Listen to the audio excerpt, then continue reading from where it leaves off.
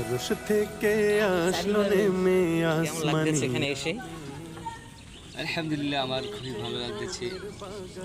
এখানে বর্তমানে গরুর দাম কেমন চাচ্ছে ব্যাপারীরা? ব্যাপারটা যদিও প্রথম দিকে সেহেতু একটু চড়া দামেই যাচ্ছে। আমরা একটা গরু দেখতে পাচ্ছি, এই গরুটা বর্তমানে কত চাচ্ছে ব্যাপারীরা, একটু যদি বলতেন আমাদেরকে। এটা কমপক্ষে 2 লাখ কেউ চাবে, 2 লাখ।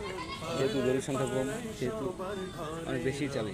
2 লাখ এটাতে এটাতে গোস্ত হবে কেমন আপনার ধারণা? আমার ধারণা এটাই 4 মণ, 4.5 মণ বা এরকম বেশি এরকম হতে পারে।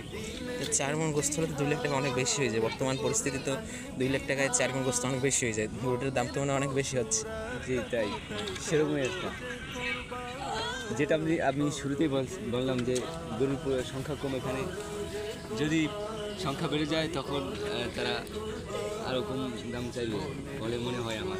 আমরা তো আশা করতে পারি যে গরু আজকের মধ্যে অনেক কিছু আসবে নাকি? জি জি, যেহেতু গতকালকেই এই মাঠে গরু আসা শুরু করছে, এর সামনে আরও যেহেতু 3 দিন আসে আমাদের হাতে কোরবানির বাকি, 3 দিনে আরও গরু বাড়বে আশাবাদী আমরা।